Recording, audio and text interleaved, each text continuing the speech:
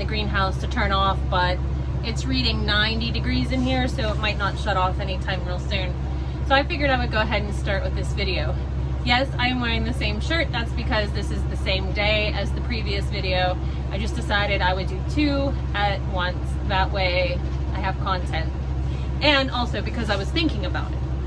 So I just wanted to talk a little bit about my purpose for this channel on this YouTube platform. My purpose, there's several different purposes. The first purpose was because I wanted to show people, customers of mine, that we do operate and function on the basis that I spoke about, I speak about when I see you in public. We do permaculture, we intensively rotate our animals, we do put our pigs in the forest, we don't use any chemical fertilizers or pesticides, everything's organic, and we actually grow the stuff that we sell, for the most part. And how we raise our animals is very important to us, and I like to show that to our customers. But I also realized that something else was very important to me, and that's what I kind of want to touch on right now. One thing that is extremely important to me is giving people something very real in a time where everything is extremely fake. I want to show you guys how to do things. I want to show you guys things that I am doing myself. So I'm just a 5'3", 40-year-old woman, and I want to be able to show you guys that, what is possible, what can be done, what you might need help with. I've had a lot of people in the past tell me, I don't know how you do everything that you do. Well, this is kind of a platform to show you how.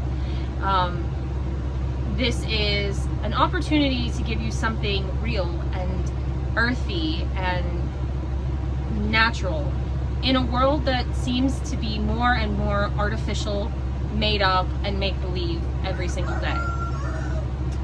Without going into any type of politics or current affairs, because those types of things really don't concern me very much. I just want to, I'm here, I'm not going to be wearing makeup on this channel maybe once in a blue moon, maybe, I don't know what the future holds. But I did that. I did the whole, hair and makeup. And I realized over the past few years that that's not important to me. I would rather be authentic, and I would like to be a shining light and maybe a mentor in things that I think are important. And what I think is important is growing your own food. I feel that homeschooling your children is important. I feel that deep core family values are very, very important. A handmade home, cooking from scratch, those types of things. And so I feel like those are what I want to really promote on this channel. And I hope that that shines through, because there's beauty in that, and it's real beauty. And I just wanted to, kind of express that. Another thing I feel very, very strongly about is showing you, again, I'm touching on the 40-year-old woman aspect of it. I want to show you that you can do it. I don't care who you are, man, woman, wherever you are. I want you to see how to handle animals without being afraid of them. I want you to see how to do hard things without thinking that you have to have help. Of course, I do have a family here. I have a husband and 4 children, 2 of those being very large teenage boys. And so I have help if I need it. But you see me doing a lot of things for myself, and you will continue to see me doing a lot of things for myself, because that's who I am as a person. Very independent, very strong-willed, stubborn. I'm very stubborn. And I have a no-quit personality. So I feel like that's something that could actually benefit people to see, because then you'll know what's possible for you on your own journey. I always want to be here to answer questions, and I just want to be very supportive and encouraging and, a bright shining light. I don't want to ever be, negative. Yeah, there's going to be hard times on the farm, and of course I'm going to show that as well, because like I said before, transparency is something that I think is very important as well. I don't want anybody to have unrealistic expectations of what this life holds for them. But I just thought I would touch on some of the things that I felt were kind of important on this channel. You know, and if you guys have any questions for me, I always want you to put them in the comments. I also want to grow this channel as much as possible, not for anything other than the fact that I want to help people, I want to teach people, and I want people to come along with me on our journey here. A little bit about our property, because I don't think I've really mentioned it too much. We live on about 10.5 acres in western Pennsylvania. This farm that's here is a small part of the farm that I grew up on, which was 116 acres. I spent very, very much time with my grandparents, and my grandfather had a small herd of Angus cattle. He always had a garden. My grandmother used to grow a beautiful garden as well on the farm that is just right over here. It was a flower garden, and I think that's where my initial love of gardening came from. However, I was never a good gardener. Like, I failed miserably when I tried to do it for myself, and by the time I was out on my own, I didn't have as many resources to be able to learn from others to be a good gardener. So I always just thought that I was not good at gardening. But in 2020, I decided I was going to do it again, and my husband laughed at me. He said, every time you plant something, it dies. I was determined, so I studied everything I could. I watched a lot of homesteading channels like Justin Rhodes and Jess with Roots and Refuge, and Jill with Whispering Willows, and Jill Winger, and so many more that I can't even mention in this video right now, just because I can't think of them off the top of my head. But they were such big influencers of me. I already lived on a farm my whole life. I already had horses and chickens and a couple weathered goats, and I was very unhappy with myself when 2020 hit, that I wasn't more capable of being self-sustaining.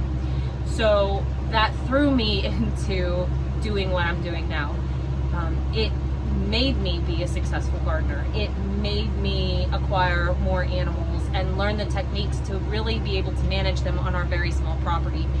So I want to share this with you guys. I want to encourage you guys. There's a huge return to the rural areas for a lot of people right now, and I think people are looking for guidance, and I want to help be a guiding voice. So many people have, you know, really helped me on my journey, and I want to continue to lead by example. I want to continue to promote this lifestyle in the best way possible. So that's just a little bit of why I'm doing this, a little bit of backstory, and you know, just maybe you can see a little bit of me as a person in this. So really quickly, I'm going to go show you what the kids are doing, and I'm going to show you my little trellises that I made, and the front garden's finally getting put back together. So we're going to go check that out right now.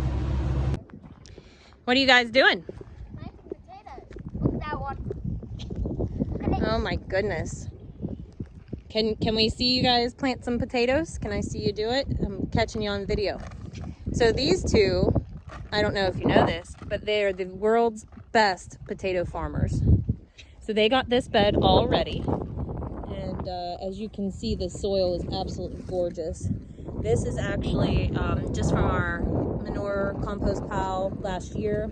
A little deeper, buddy, a little deeper. Yeah, dig it down, so that the potato is completely under. There you go. Yeah, we do. Yeah, yeah, I know. Good job. And last year, they planted potatoes, and we had a beautiful harvest of potatoes. So I figure we're just gonna do it again. And then what we're gonna do is we're gonna bring up some hay. I don't have straw. I have spent hay, you know, like kind of crappy hay, that I'm gonna bring up, and we're gonna pile on top of this, which will hold moisture. See her measuring. Now, I don't follow any specific rules. I just tell them to space them out about half the size of their forearm. That may be too close. That's not deep enough, Harley. Hey, what do I do with this one? Gotta really make a hole. Plant it. Yeah, I know, but which way? Just like you have it. Yeah, that's it. Now fill the dirt way up on top. Yeah, well, there you go. Like that. Yeah, keep going. That's it. Yeah, there you go. Because those will shoot right up out of the ground. So you can really cover them good. But you want to plant them deep enough because if you don't, the wind will just knock the dirt right off the top. And so this is our potato bed here. And we'll plant it several times this year. Oh, that's good. That's perfect. We'll plant it several times this year, and then, you know, we'll do a lot of fresh eating, but we will also do some storage closer to fall. I like to can potatoes. I really like to have canned potatoes because you can open them up, put them in a soup very easily, or, you know, fry them up in some oil in the cast iron skillet. Great job, guys. No, thank you. So we got the fence back up here from the holding tank debacle, which you can see the white pipe stubbed out right there. That's still, you know, gotta have to be addressed when we put the new tank in. But I decided to put a cattle panel trellis arch here. We have these ones that were cut in half. We used to use them for our pig fence, and you only really need half because the pigs don't jump. But we don't use that system anymore. We just use the hot wire. And I had a couple of these laying around, so I went ahead and used them. I used cattle panels last year for some runner beans, and they were absolutely gorgeous. The hummingbirds and the bees all love them, so I'm going to plant more of those this year. I will get in here. I got some garden beds worked in, but I'll probably work them a little bit more, amend the soil a little bit more, and get the rest of this garden straightened up and ready for planting season. This whole bed here is going to be tomatoes and peppers. I might mix in some eggplants and some other things that work well with those plants. But what I'm going to do, last year I used tomato cages and tomato stakes, and it really just didn't do well for me. Most of my tomato plants just laid on the ground and they broke, and there just wasn't enough support. So this year I'm going to put T-posts in down the row, and I'm going to string like a fence wire almost as tight as I can get it, and then I'm going to use jute string and tomato clips coming down from there to hold up the plants, and that should be a lot better. I did 3 rows in each one of these rows, like 3 plants in each row.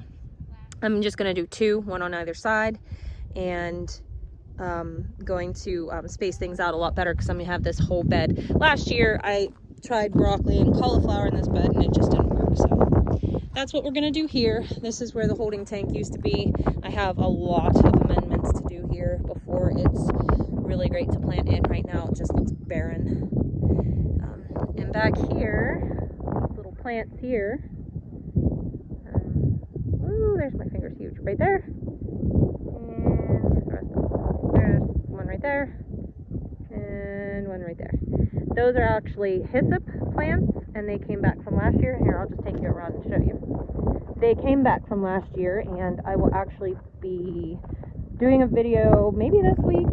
I'm going to take some cuttings and I'm going to dry it in the dehydrator, because hyssop is a wonderful medicinal plant. You can see how it just dries off, but it comes right back. It's a beautiful plant. It smells wonderful. And hyssop is a great thing to have. It also does really, really well with your other plants. So it helps deter some of the other pests. So I have planted more hyssop that I will put out in the gardens once they get a little bit bigger. And I have one more area over here, but I don't think anything else is coming back. I had planted some cinnamon basil last year and a couple of things, nasturtiums and whatnot. They were here in this area, but I had used this weed block, and I don't think anything is going to come back as a volunteer. I might be surprised. There's some sage stalk there. As far as the weed block goes, it's awful. Don't do it. Don't waste your money. Oh, that's good. Leave it there. It's awful. Don't even waste your time. The weed block, this was supposed to be the professional grade, and you can see how it just ripped and tore And again, it deterred any volunteers from possibly coming back. I'm just not a fan, and so this year I'm just going to use like hay to mulch or straw to mulch my plants and the wood chips in the aisle, and say to heck with the weed block, because it's a waste of money, I think, in my opinion. Might work for some of you. For me, it does not work. Plus, it attracts ants like crazy. So that's gonna just do it for this second video for today. I'm on fire. Let's hope that I can keep up with it, because it's likely that I won't. So if you see me wearing the same outfit, it's probably because I shot the same video twice in one day. I hope you guys have a great day, and I hope you guys, like and subscribe, and please share these videos, because I really want to get as many people to follow as possible. I have, a lot of knowledge that I want to share with some people, and I also like hearing from you guys, and I like the community that comes from it. So please like and share and subscribe, and I'm still going to give away 50 packs of seeds when we get to 500 subscribers. So make sure you do that, and I will see you guys in the next video. Bye!